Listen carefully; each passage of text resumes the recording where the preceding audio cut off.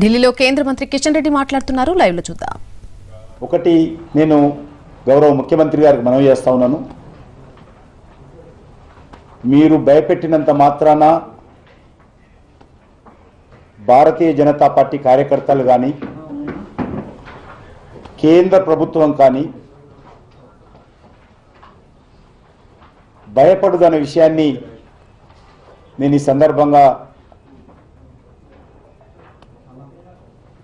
ముఖ్యమంత్రి గారికి మనవి చేస్తా ఉన్నాను. మీ తాటాకు చప్పుళ్లకు మీరు గొంతు పెద్దగా చేసుకొని విమర్శించినంత మాత్రాన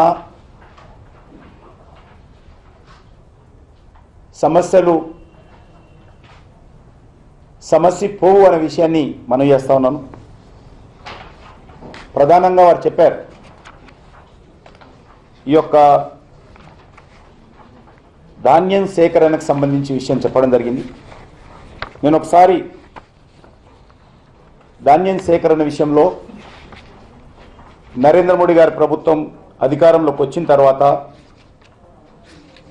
ఏ రకంగా మేము ధాన్యం సేకరణ చేస్తున్నామో మేము ముఖ్యమంత్రి గారికి చెప్పాల్సిన అవసరం లేదు, వారికి తెలుసు. కానీ మేము తెలంగాణ ప్రజలకు, రైతులకు మనవి చేయాలనుకుంటున్నాను.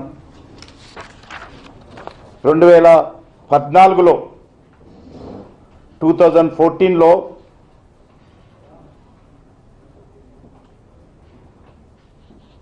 మరి కేంద్ర ప్రభుత్వము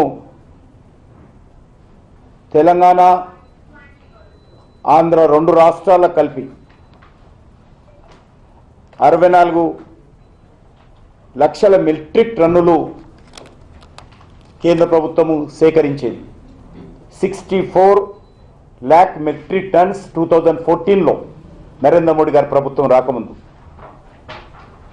ఈరోజు 151 lakh మెట్రిక్ టన్స్ మేము సేకరిస్తూ ఉన్నాం. ప్రభుత్వం పనిచేస్తుందా లేదా, రైతులకు అనుకూలంగా ఉందా లేదా అర్థం చేసుకోవచ్చు. 64 lakhs నుంచి ఈరోజు కేంద్ర ప్రభుత్వము మరి 2021లో 151 లక్షల మెట్రిక్ టన్నుల యొక్క ధాన్యాన్ని, రైస్ను ప్రొక్యూర్మెంట్ చేయడం జరిగింది. తెలంగాణకు చూసినట్లయితే రెండు రాష్ట్రాలు తెలంగాణ చెప్తున్నాం. తెలంగాణ విభజించి చూసినట్లయితే 2014లో 43 LMT ఉండేది. ఈరోజు 94 lakh మెట్రిక్ టన్స్కు ఈరోజు కేంద్ర ప్రభుత్వం పెంచి ప్రొక్యూర్మెంట్ చేస్తూ ఉంది. ఇది రైతులకు అనుకూలంగా కాదా, ఈరోజు కేసీఆర్ ఆరోపణలు వాస్తవం కాదా ప్రజలు అర్థం చేసుకోవాల్సిన అవసరం ఉంది. 43 లక్షల మెట్రిక్ టన్నుల నుంచి కేంద్ర ప్రభుత్వము ఈరోజు 94 లక్షల మెట్రిక్ టన్నులు 2021లో సేకరించింది. అంతేకాకుండా కేంద్ర ప్రభుత్వము తెలంగాణ రాష్ట్రానికి సంబంధించి 14లో 3,404 కోట్ల రూపాయలు డబ్బులు ఖర్చు పెట్టడం జరిగింది సేకరించడం కోసం. ఈరోజు 2021లో 3,404 కోట్ల నుంచి 2021లో 26,641 రూపాయలు కేంద్ర ప్రభుత్వము ఈ యొక్క రైస్ సేకరణ కోసం ఖర్చు పెడతాం. ఇది రైతులకు అనుకూలంగా చేస్తున్నామా, వ్యతిరేకంగా చేస్తున్నామా, కేంద్ర ప్రభుత్వం రెస్పాన్సిబిలిటీ తీసుకున్నదా లేదా? ఒకటే కాదు,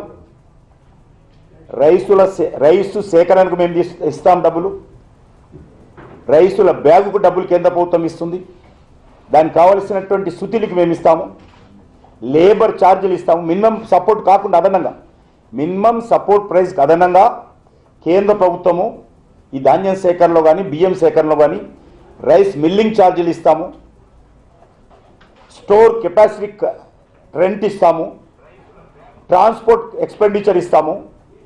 ప్రతి రూపాయికి కేంద్ర ప్రభుత్వము లెక్క కట్టి రాష్ట్ర ప్రభుత్వాలకు కానీ రైస్ మిల్లర్స్ కానీ ఇస్తుంది. ఒక్క రూపాయి కూడా రాష్ట్ర ప్రభుత్వం మీద అదనపు భారం పడదు. 100కు 100% కేంద్ర ప్రభుత్వం ఖర్చు పెట్టి ఈ యొక్క బియ్యం సేకరణలో ఉంటుంది. అందుకే చెప్పాను 2014లో 3,404 కోట్ల రూపాయలు కేంద్ర ప్రభుత్వం ఖర్చు పెడితే ఈరోజు మోడీ గారి ప్రభుత్వము ఒక తెలంగాణ రాష్ట్రానికి 26,641 కోట్ల రూపాయలు ఖర్చు పెడుతుంది అంటే బియ్యం సేకరణలో ఇది ప్రజలకు రైతులకు వ్యతిరేకంగా ఉన్నదా అర్థం చేసుకోవాల్సిన అవసరం ఉంది. అదేవిధంగా ఈరోజు తెలంగాణ రాష్ట్రం నుంచి సెకండ్ లార్జెస్ట్ ప్రొక్యూర్మెంట్ కేంద్ర ప్రభుత్వం చేపడుతుంది. పంజాబ్ తర్వాత అత్యధికమైనటువంటి బియ్యాన్ని కేంద్ర ప్రభుత్వం కొనుగోలు చేస్తుంది. పంజాబ్ అందులో గోధుమలు అవి ఉంటాయి. 135 ఎల్ఎంటీ అంటే 135 lakhs metric tons 135 metric tons ఉంటే తెలంగాణలో 94 మెట్రిక్ టన్స్ అంటే సెకండ్ ప్లేస్లో కేంద్ర ప్రభుత్వము తెలంగాణ నుంచి సేకరిస్తూ ఉంది. ఇది కేంద్ర ప్రభుత్వం రెస్పాన్సిబుల్గా వ్యవహరిస్తుందా లేదా? ఒక ముఖ్యమంత్రిగా వాస్తవ విషయాలు చెప్పకుండా ప్రజలను రైతులను తప్పుదారి పట్టించే విధంగా ముఖ్యమంత్రి గారు మాట్లాడము ఏమాత్రం సమంజసం కాదు. కాబట్టి ఎక్కడ 43 మెట్రిక్ టన్స్ ఉండేది ఈరోజు 94 లక్షల మెట్రిక్ టన్నుల బియ్యం ఈరోజు సేకరించి పూర్తి స్థాయిలో చివరి గింజ వరకు కూడా కేంద్ర ప్రభుత్వం కొనుగోలు చేస్తూ ఉంటే ఇర్రెస్పాన్సిబుల్గా బాధ్యతారహితంగా రాష్ట్ర ప్రభుత్వానికి సంబంధించినటువంటి కేసీఆర్ కుటుంబ సభ్యులు మొన్న హుజూరాబాద్ ఎన్నికల్లో కూడా ఇదే విధంగా తప్పుడు ప్రచారం చేశారు. ఒకటే మనవి చేస్తూ ఉన్నాం, ఈరోజు 2021లో దేశవ్యాప్తంగా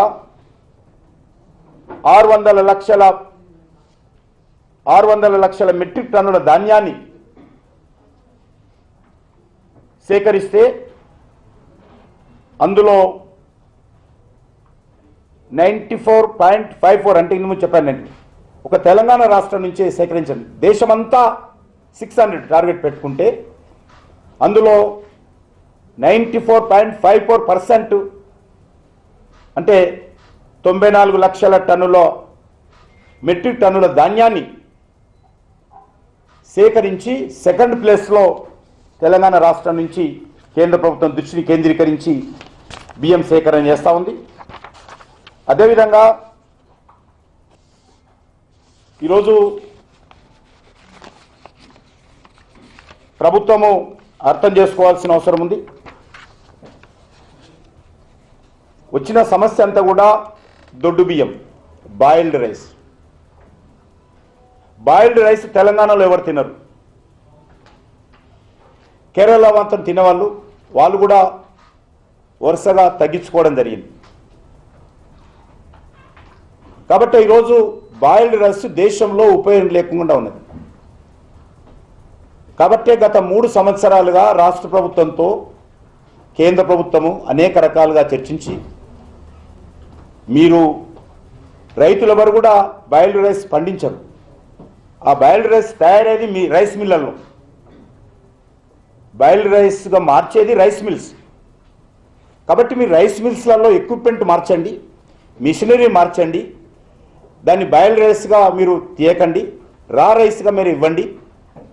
కాబట్టి ఇక్కడ కూడా డిమాండ్ లేకుండా పోతుంది, రైతులకు నష్టం జరుగుతుంది, కేంద్ర ప్రభుత్వం నష్టం జరుగుతుంది. కేంద్ర ప్రభుత్వం కొనుగోలు చేసిన అల్టిమేట్గా ప్రజల డబ్బులేవి, అవి ఎవరి నరేంద్ర మోడీ గారి ఇంటి నుంచో లేకపోతే కేసీఆర్ ఇంటి నుంచో కిషన్ రెడ్డి ఇంటి నుంచో బియ్యం ఇచ్చేది కాదు, కొనుగోలు చేసేది కాదు.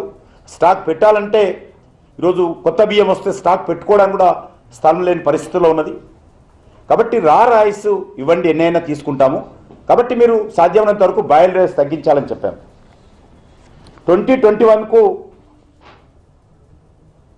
24.75 lakh మెట్రిక్ టన్నుల బియ్యాన్ని తీసుకోవాలని, దొడ్డు బియ్యం తీసుకోవాలని లక్ష్యంగా పెట్టుకుంది కేంద్ర ప్రభుత్వం. కానీ రాష్ట్ర ప్రభుత్వం అదనంగా 2021లోనే మరొక 20 లక్షలు తీసుకోండి, ఇక తర్వాత మేము దీన్ని మారుస్తాము అని చెప్పి ఒక ఉత్తరం రాశారు. ఉత్తరం దగ్గర ఉంది, ఇస్తాను, మీకు కూడా ఇస్తున్నాను. మేము భవిష్యత్తులో ఇక పూర్తిగా తగ్గించుకుంటాము. కాబట్టి మీరు 2021లో మీరు మీ టార్గెట్ ఏదైతే 24.75 లక్షల మెట్రిక్ టన్నులు ఉందో దానికి అదనంగా మరొక 20 LMTలు తీసుకోవాలని చెప్పి రాష్ట్ర ప్రభుత్వం కేంద్రానికి రిక్వెస్ట్ చేయడం జరిగింది. ఆ రిక్వెస్ట్ని అంగీకరించి టోటల్గా last year 44.75 lakh metric turns యొక్క దొడ్డు బియ్యాన్ని కేంద్ర ప్రభుత్వం గతంలో లాస్ట్ ఇయర్ తీసుకోవడం జరిగింది. దానికి సంబంధించి 4th October 2021 నాడు రాష్ట్ర ప్రభుత్వం ఒక ఉత్తరం ఇచ్చింది. ఏమని? భవిష్యత్తులో FCIకి దొడ్డు బియ్యాన్ని రాష్ట్ర ప్రభుత్వం పంపించదు. This a letter I'm going to release. రాష్ట్రంలో రైస్ బాయిల్ ఆయిల్ పరిశ్రమ స్థాపనకు ప్రోత్సహించడానికి రైస్ ఆధారంగా ఇతర పరిశ్రమలను రైస్ బాస్ ఆయిల్ ఇండస్ట్రీస్ మేము ప్రోత్సహిస్తాము, మీకు తక్కువగా పంపిస్తాము. ఎందుకంటే సెకండ్ లార్జెస్ట్ ప్రొక్యూర్మెంట్ కేంద్ర ప్రభుత్వము తెలంగాణ నుంచి చేస్తూ ఉంది.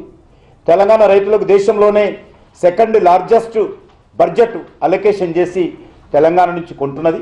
కాబట్టి కేంద్ర ప్రభుత్వం యొక్క పరిస్థితిని కూడా అర్థం చేసుకొని మేము ఖచ్చితంగా రానున్న రోజుల్లో దొడ్డు బియ్యాన్ని తగ్గిస్తామని చెప్పడం జరిగింది. అదేవిధంగా కేంద్ర ప్రభుత్వం ఇచ్చినటువంటి గైడ్లైన్స్ను అమలు చేయడానికి FCIకి బియ్యాన్ని సరఫరా చేసేటువంటి పరిస్థితుల్లో అన్ని రైస్ మిల్లులు, తెలంగాణలో ఉన్నటువంటి అన్ని రైస్ మిల్లులు ఏవైతే ఉన్నాయో వాటిని FRK ఫోర్టిఫైడ్ రైస్ కెర్నల్ అనేటువంటి ఎక్విప్మెంట్ను మేము ఏర్పాటు చేసుకొని బ్లీడింగ్ కెపాసిటీని, ఉత్పత్తి సామర్థ్యాన్ని, రా మెటీరియల్ యొక్క రా రైస్ ఉత్పత్తి సామర్థ్యాన్ని పెంచుకుంటామని చెప్పి కూడా ఆ ఉత్తరంలో రాయడం జరిగింది. ఆ రకంగా ఇంకొక విషయం ఏంటంటే కేంద్ర ప్రభుత్వము, రాష్ట్ర ప్రభుత్వము ఈ బియ్యానికి సంబంధించి కానీ రైస్కి సంబంధించి కానీ ఈ యొక్క లెక్కించేటువంటి పరిస్థితి, ఎంత ప్రొడక్షన్ వస్తుంది అనేటువంటిది రాష్ట్ర ప్రభుత్వము సరిగా అంచనా వేయలేకపోతుంది. దాని కారణంగా ఇబ్బందులు వస్తూ ఉన్నాయి. రాష్ట్ర ప్రభుత్వం ముందు నుంచి కూడా తెలంగాణ రాష్ట్రంలో ఎంత బియ్యం వస్తున్నాయి అనేటువంటి టార్గెట్ ఇవ్వలేకపోతుంది. ఈ సంవత్సరం 17th ఆగస్టు మీరందరూ అర్థం చేసుకోవాలి. 17th ఆగస్టు 2021 నాడు కేంద్రానికి సంబంధించినటువంటి ఫుడ్ సప్లై అండ్ సివిల్ సప్లైకి సంబంధించినటువంటి సెక్రటరీల యొక్క సమావేశము 17th ఆగస్టు నాడు జరిగింది. అందులో కేంద్రం కానీ రాష్ట్రం కానీ ఒక అంగీకారానికి వచ్చారు. 40 లక్షల మెట్రిక్ టన్నుల వరి ధాన్యాన్ని సేకరించాలని నిర్ణయం తీసుకున్నారు. 17th ఆగస్టు 2021 నాడు ఆల్ స్టేట్స్కి సంబంధించినటువంటి సివిల్ సప్లై సెక్రటరీస్ మీటింగ్లో 40 లక్షల మెట్రిక్ టన్నులు తెలంగాణ నుంచి సేకరించాలని టార్గెట్ తీసుకోవడం పెట్టింది. ఆ రోజు ఏం మాట్లాడలేదు రాష్ట్ర ప్రభుత్వం. ఆ రోజు మాట్లాడకుండా 17th ఆగస్టు నుంచి అక్టోబర్ వరకు ఏ రకమైనటువంటి దాని మీద కరస్పాండెన్స్ లేదు. అక్టోబర్ నుంచి జనవరి 22 వరకు ధాన్యం సేకరణ ఉంటుంది జనరల్గా. కాబట్టి 17th ఆగస్టు నుంచి అక్టోబర్ వరకే మాట్లాడకుండా వారు 29th సెప్టెంబర్ నాడు తెలంగాణ రాష్ట్రంలో 24.91 lakhs హెక్టార్లలో వరి సాగు చేశామని, దాన్ని 108 లక్షల మెట్రిక్ టన్నులు అంటే 40 మెట్రిక్ టన్నుల కోసం ఆగస్టు సెప్టెంబర్ నాడు టార్గెట్ పెట్టుకున్నాం. అప్పటి నుంచి సెప్టెంబర్ వరకే మాట్లాడాలి ఆల్మోస్ట్. అంటే అక్టోబర్ 29th సెప్టెంబర్ ఒక ఉత్తరం రాశారు. ఏమని? మా ప్రొడక్షను 108 లక్షల మెట్రిక్ టన్నులు తెలంగాణలో వస్తుంది, అది కూడా ఐ సర్వే కంటి చూపుతో అంచనా వేశామని చెప్పారు. సైంటిఫిక్గా లేదు, అది కూడా కంటి చూపుతో సర్వే చేశాము. కాబట్టి మా ప్రొడక్షను 108 లక్షల మెట్రిక్ టన్నులు ఉంటుందని చెప్పడం జరిగింది. అదేవిధంగా ముఖ్యమంత్రి గారు ఇంకో ఉత్తరం రాశారు, అది నా దగ్గర కాపీ ఉంది. దాంట్లో 90 లక్షల మెట్రిక్ టన్నులు ఉంటారని చెప్పి రాశారు ఆయన. అంటే 3 రకాలుగా ఫస్ట్ అగ్రిమెంట్ అయింది 40 లక్షల మెట్రిక్ టన్నులు, తర్వాత సెప్టెంబర్ 29 రాష్ట్ర ప్రభుత్వం రాసిన ఉత్తరము 108 లక్షల మెట్రిక్ టన్నులు, ముఖ్యమంత్రి గారు రాసింది 90 లక్షల మెట్రిక్ టన్నులు. పరస్పర విరుద్ధంగా రాష్ట్ర ప్రభుత్వము వ్యవసాయ రంగం మీద కానీ సాగుపైన కానీ అవగాహన లేకుండా, సరైనటువంటి అంచనా లేకుండా, సరైనటువంటి సర్వే లేకుండా, సరైనటువంటి పంచన పద్ధతులు లేకుండా వాళ్ళు వ్యవహారం చేస్తూ ఇర్రెస్పాన్సిబుల్గా మాట్లాడుతూ ధాన్యమంతా మార్కెట్లోకి వచ్చిన తర్వాత రైతు కళ్ళాలలో ధాన్యం ఉన్నప్పుడు అప్పుడు కేంద్ర ప్రభుత్వం మీద ఒత్తిడి చేయడం అనేటువంటిది ఏ రకంగా న్యాయం అర్థం చేసుకోవాలి. అయినాక కూడా మనం చేస్తూ ఉన్నాం. ప్రతి సంవత్సరం కూడా కొనుగోలు చేస్తుంది కేంద్ర ప్రభుత్వమే. ఇన్ని రోజులు ఏం చెప్పారు? కేంద్ర ప్రభుత్వం పట్టించుకోవడం లేదు, కేంద్ర ప్రభుత్వం ధాన్యం కొనుగోలు చేయడం లేదని అన్ని రోజులుగా చెప్తున్నారు. కానీ ప్రతి సంవత్సరం కూడా కొనుగోలు చేస్తుంది కేంద్ర ప్రభుత్వమే, ప్రతి సంవత్సరం కూడా ఖర్చు పెడుతుంది కేంద్ర ప్రభుత్వమే, ప్రతి సంవత్సరం కూడా డబ్బులు స్పెండ్ చేస్తుంది. ఎక్కడ నుంచి అంటే 3,404 కోట్ల నుంచి 26,641 కోట్ల వరకు తెలంగాణ మీద ఖర్చు పెడతా ఉంటే కనీసము తెలంగాణ రైతుల కోసం ఖర్చు పెడుతున్నాం, కేసీఆర్ కోసం ఖర్చు పెట్టడం లేదు, కేసీఆర్ కుటుంబం సభ్యుల యొక్క మెప్పు కోసమే ఖర్చు పెట్టడం లేదు. This is our responsibility. కేంద్ర ప్రభుత్వం బాధ్యత ఉన్నది కాబట్టి, కేంద్ర ప్రభుత్వం రెస్పాన్సిబిలిటీ ఉన్నది కాబట్టి మేము ఈ డబ్బును ఖర్చు పెట్టి బియ్యాన్ని సేకరణ చేస్తూ ఉంటే ఈయన మెప్పు కోసమో వీళ్ళ పార్టీ మెప్పు కోసమో కావాల్సింది కాదు. రైతుల మెప్పు కోసం, రైతులకు న్యాయం చేయాలి, ఆ బాధ్యత మా మీద ఉన్నది కాబట్టి మేము చేస్తూ ఉంటే వీళ్ళు ఇర్రెస్పాన్సిబుల్గా వ్యవహరిస్తూ, ఇర్రెస్పాన్సిబుల్గా మాట్లాడుతూ ఈరోజు ఈ రకంగా వ్యవహారం చేస్తూ ఉన్నారు. ఇది ఏ మాత్రం సమంజసం కాదు అనే విషయాన్ని నేను ఈ సందర్భంగా మనవి చేస్తూ ఉన్నాను. అదేవిధంగా వీళ్ళు ఏం చెప్పారు? 108 లక్షలకు పెంచి తీసుకోవాలంటే గత సంవత్సరము ఎంత ఉంది? గత సంవత్సరానికి ఈ సంవత్సరానికి ఒకేసారి ఎంత పెంచారు? లాస్ట్ ఇయర్ 94 ఉంటుంది. ఈ సంవత్సరం వచ్చేసరికి దాన్ని 108 అంటున్నారు. అంతకుముందు అగ్రిమెంటు 40 లక్షల యొక్క మెట్రిక్ టన్నులకి. అదేవిధంగా 2 నెలల తర్వాత ధాన్యం సేకరణ లక్ష్యాన్ని కేంద్రం నిర్దేశించుకున్న తర్వాత దీన్ని పెంచాలని చెప్పి కేంద్ర ప్రభుత్వము ఉత్తర్వులు రాయడం జరిగింది. అదేవిధంగా ఈరోజు మనం చేస్తూ ఉన్నాం, రాష్ట్ర ప్రభుత్వము సర్వే అంటే ఎక్కడి నుంచి బియ్యం ఎంత సరఫరా అవుతుంది వాళ్ళకు అవగాహన లేదు, ఎంత బియ్యం ఉత్పత్తి అవుతుందో రాష్ట్ర ప్రభుత్వానికి అవగాహన లేకుండా ఈరోజు వ్యవహారం చేస్తూ ఉన్నారు. ఒక ఉత్తరానికి ఇంకొక ఉత్తరానికి సంబంధం లేకుండా రాశారు. వాళ్ళు చెప్పారు అనేక సార్లు ఉత్తరాలలో కూడా మేము టెక్నాలజీ పెంచుకుంటాము, టెక్నాలజీ పెంచుకొని ఈ యొక్క బియ్యం సేకరణ చేస్తామని వాళ్ళు చెప్పడం జరిగింది.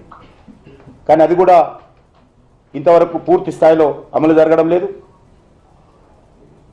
ఒకటే మనవి చేస్తా ఉన్నాం, ఇప్పటికి కూడా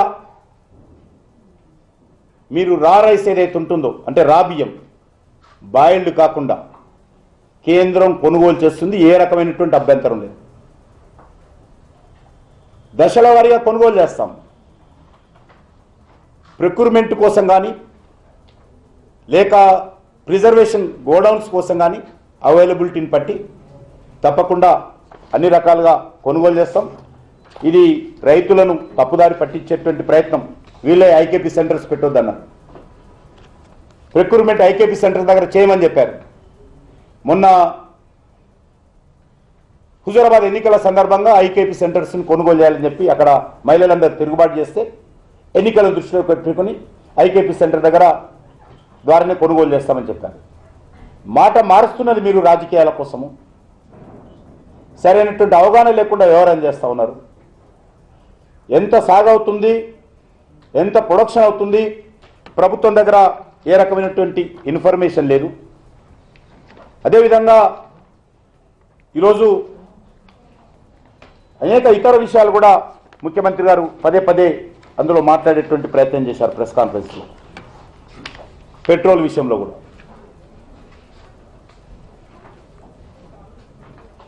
దొబ్బుకున్నది,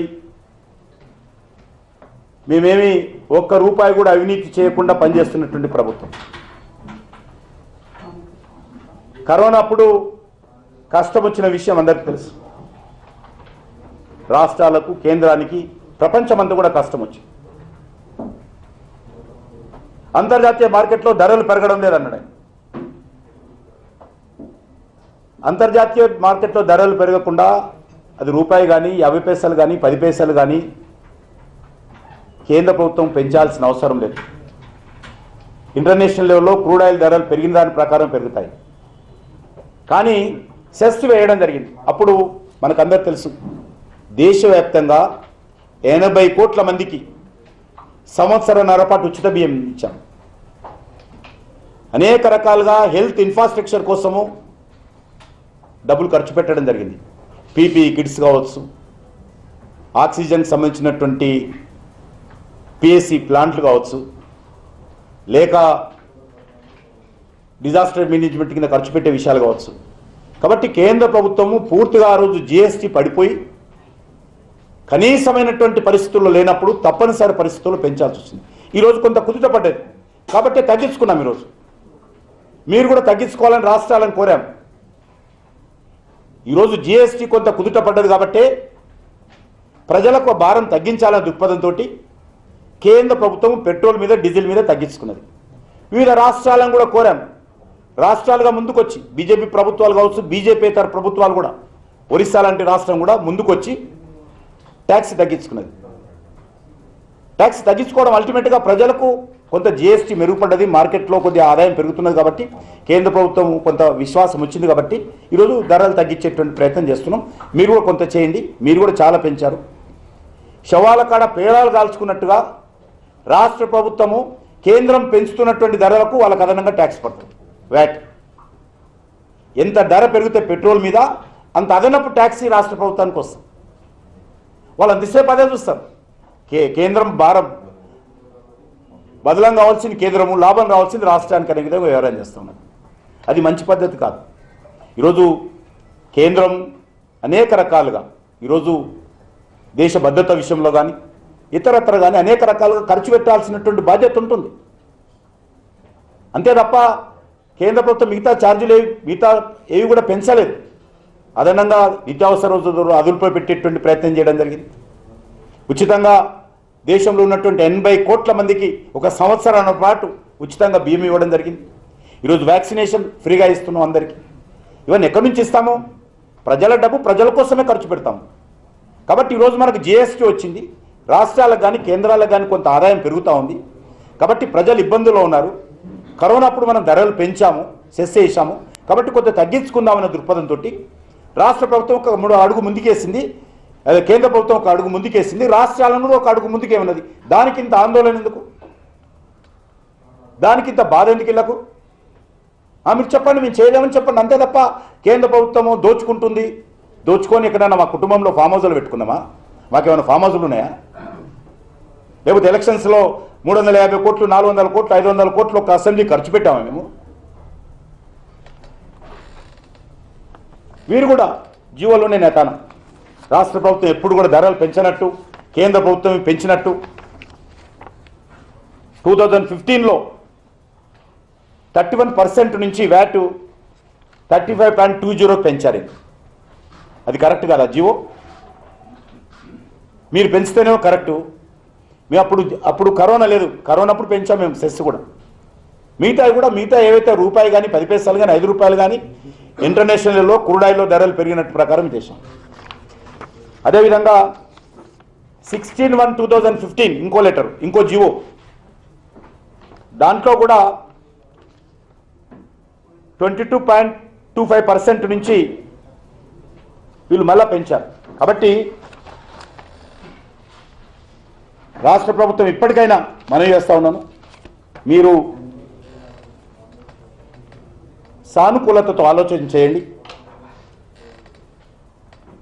ధాన్యానికి సంబంధించి కేంద్ర ప్రభుత్వం కానీ బ్యాంక్స్ కానీ అన్ని రకాలుగా సహకారం అందిస్తాయి. కాబట్టి మీరు రైస్ విషయంలో కేంద్ర ప్రభుత్వం దశల వారీగా రైతుల నుంచి కొనుగోలు చేయడం కోసం కలిసికట్టుగా మాట్లాడాలి తప్ప ఈరోజు ఢిల్లీలో ధర్నా వేస్తే భయపడేటువంటి ప్రభుత్వం కాదు.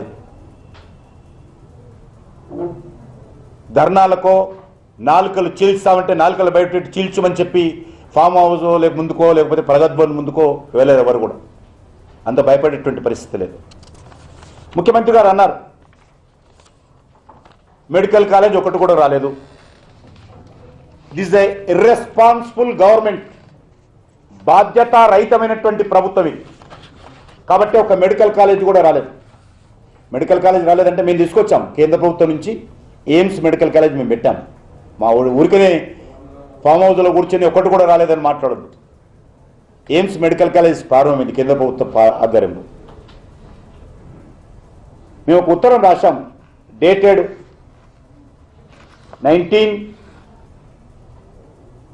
2019లో ఆగస్టు 30 తారీఖున ఒక ఉత్తరం రాశాం. This a letter copy.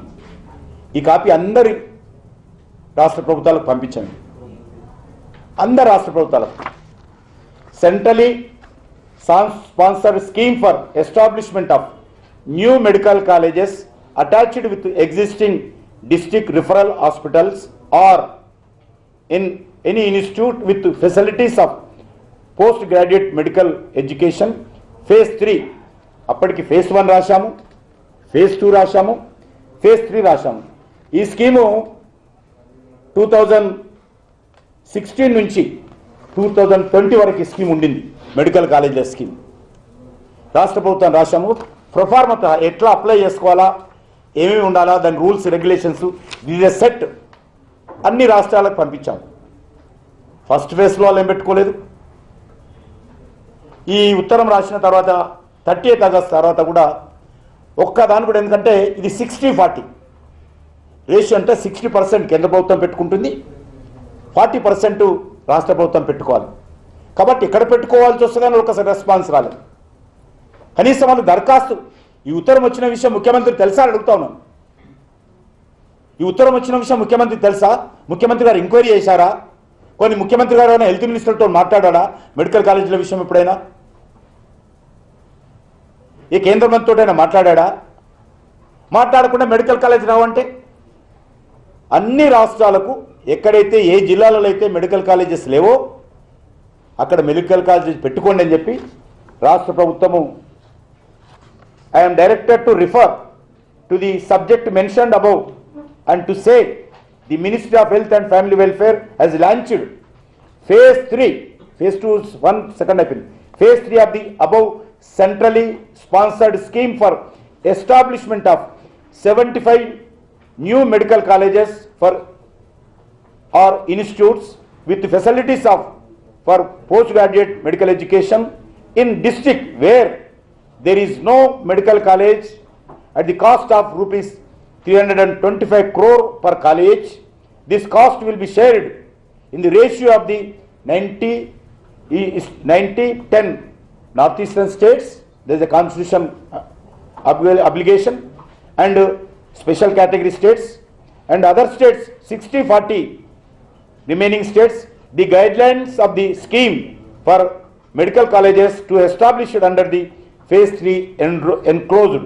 You are requested to identify the district referral hospital fulfilling the prescribed criteria as per the guidelines of the scheme in your state and send proposal along with the detailed project reports for consideration of this ministry as the earliest.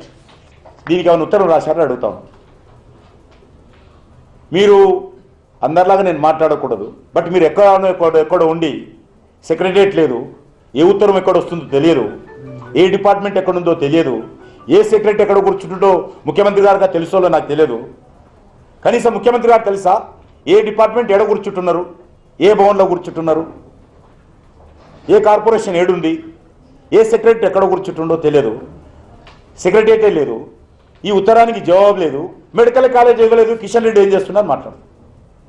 ఒక్కటి కాదు, మేము కేంద్ర ప్రభుత్వం ఆధ్వర్యంలో ఒక medical college మేము ప్రారంభించాం అని అది గుర్తుపెట్టుకోవాలి. ఇంతవరకు దానికి ల్యాండ్ ఇవ్వలేదు. ఆ ఎయిమ్స్ మెడికల్ కాలేజ్ బీబీనగర్ కూడా బిల్డింగ్ ఇంకా పూర్తి స్థాయిలో హ్యాండ్ ఓవర్ చేయలేదు.